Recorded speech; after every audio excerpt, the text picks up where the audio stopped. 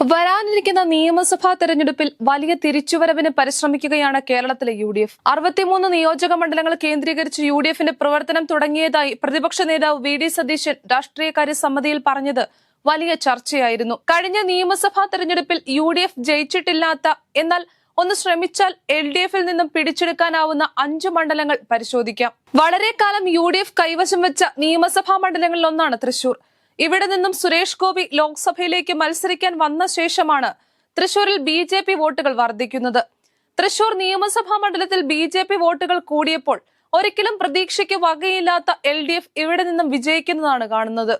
കോൺഗ്രസിനെ ഒറ്റച്ചരടിൽ കോർത്തുകൊണ്ടുപോകാൻ പറ്റുന്ന BJP വോട്ടുകൾ തിരിച്ചു കോൺഗ്രസ് പാളയത്തിലേക്ക് എത്തിക്കാൻ പറ്റുന്ന ഒരു സീനിയർ നേതാവിനെ UDF ഇവിടെ നിന്ന് മത്സരിപ്പിച്ചാൽ UDFന്റെ കയ്യിൽ സുരക്ഷിതമായി കിട്ടാവുന്ന സീറ്റ് തന്നെയാണ് Thrissur. VM Sudheeran, Mullappally Ramachandran, VT Balram, PC Vishwanath പോലെ ആരെങ്കിലും ഇവിടെ മത്സരിച്ചാൽ UDFന്റെ വിജയ പ്രതീക്ഷയ്ക്ക് വകയുണ്ട്. BJP വിട്ട് കോൺഗ്രസിലേക്ക് എത്തിയ സന്ദീപ് വാര്യർ തൃശൂർ സ്ഥാനാർത്ഥിയാകുവാനുള്ള സാധ്യതകളുമുണ്ട്. അങ്ങനെയെങ്കിൽ UDFന് മണ്ഡലത്തിൽ അനായാസം വിജയിക്കാം. കൊച്ചി നിയമസഭാ മണ്ഡലം എന്നത് പുതുതായി രൂപം കൊണ്ട നിയമസഭാ മണ്ഡലമാണ്. UDFൽ കോൺഗ്രസിനാണ് നിലവിൽ ഈ സീറ്റ്. ക്രിസ്ത്യൻ സമുദായത്തിന്, പ്രത്യേകിച്ച് ലത്തീൻ കത്തോലിക്ക വിഭാഗത്തിന് വലിയ സ്വാധീനമുള്ള മേഖല കൂടിയാണ് ഫോർട്ട് കൊച്ചി ഉൾപ്പെടുന്ന കൊച്ചി നിയമസഭാ മണ്ഡലം. കൊച്ചി നിയമസഭാ മണ്ഡലം രൂപീകൃതമായ ആദ്യ നിയമസഭാ തെരഞ്ഞെടുപ്പ് തൊട്ട് ഇവിടെ കോൺഗ്രസിൽ സ്ഥാനാർത്ഥി മോഹികൾ ഏറെയാണ്. ഗ്രൂപ്പ് കളിയിലും സീറ്റിന് വേണ്ടിയുള്ള വടംവലിയിലും മൂലം UDFന് തുടർച്ചയായി മനഃപൂർവ്വം നഷ്ടപ്പെട്ടുകൊണ്ടിരിക്കുന്ന സീറ്റാണ് കൊച്ചി. ഇവിടെ ഹൈബി ഈഡനോ അല്ലെങ്കിൽ അതുപോലെ ജനങ്ങളുമായി ബന്ധമുള്ള ഒരു നേതാവോ കോൺഗ്രസ് സ്ഥാനാർത്ഥിയായി മത്സരിച്ചാൽ ഈ സീറ്റും UDFന് നിലനിർത്താനാകുന്നതാണ്. കോന്നി നിയമസഭാ മണ്ഡലം കോൺഗ്രസിന്റെ സീനിയർ നേതാവ് അടൂർ പ്രകാശ് വളരെ കാലം കാത്തു സൂക്ഷിച്ച മണ്ഡലമാണ്. എത്ര എതിർ പ്രചരണം ഉണ്ടായാലും UDF സ്ഥാനാർത്ഥിയായി അടൂർ പ്രകാശ് മത്സരിക്കുമ്പോൾ വലിയ ഭൂരിപക്ഷത്തിൽ വിജയിക്കാൻ അദ്ദേഹത്തിന് സാധിച്ചിട്ടുണ്ട്.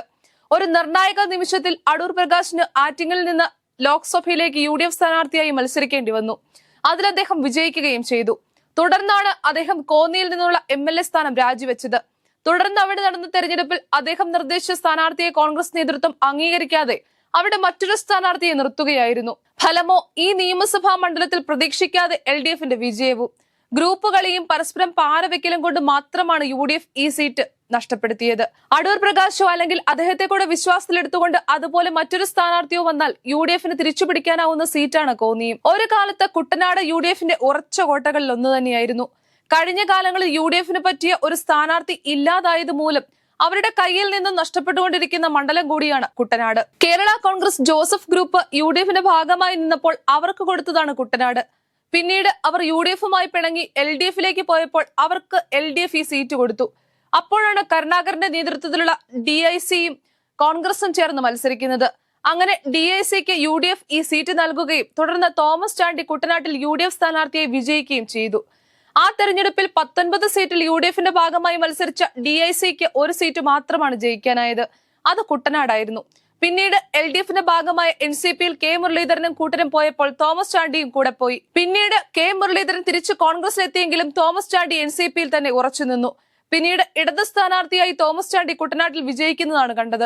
അത് തോമസ് ചാണ്ടിയുടെ വ്യക്തിപ്രഭാവം കൊണ്ട് മാത്രമായിരുന്നു. തോൽപ്പിച്ചത് എക്കാലവും അവിടെ സീറ്റുമായി നിന്ന ജോസഫ് ഗ്രൂപ്പിനെയും.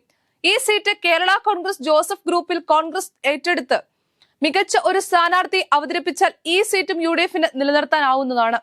അബിൻ വർക്കിയെ പോലൊരാൾ ഇവിടെ മത്സരിച്ചാൽ UDFന് വിജയിക്കാനായേക്കും. ഇതുപോലെ UDFന് പിടിച്ചെടുക്കാൻ പറ്റുന്ന പല മണ്ഡലങ്ങളുമുണ്ട്. 72 എന്ന മാന്ത്രിക സംഖ്യയിൽ എത്തിയാൽ മാത്രമേ 2026 UDFന് അധികാരത്തിലെത്താൻ കഴിയൂ. അതിനായുള്ള പരിശ്രമങ്ങളാണ് പാർട്ടിയിൽ നിന്ന് ഉണ്ടാകേണ്ടത്. ഗ്രൂപ്പിസം മാറ്റിവെച്ച് ഒന്നിച്ചു പണിയെടുക്കുന്നതും പ്രധാനമാണ്. ഒപ്പം LDFന്റെയും BJPയുടെയും തന്ത്രങ്ങളും പ്രചരണവും മറികടക്കുകയും വേണം.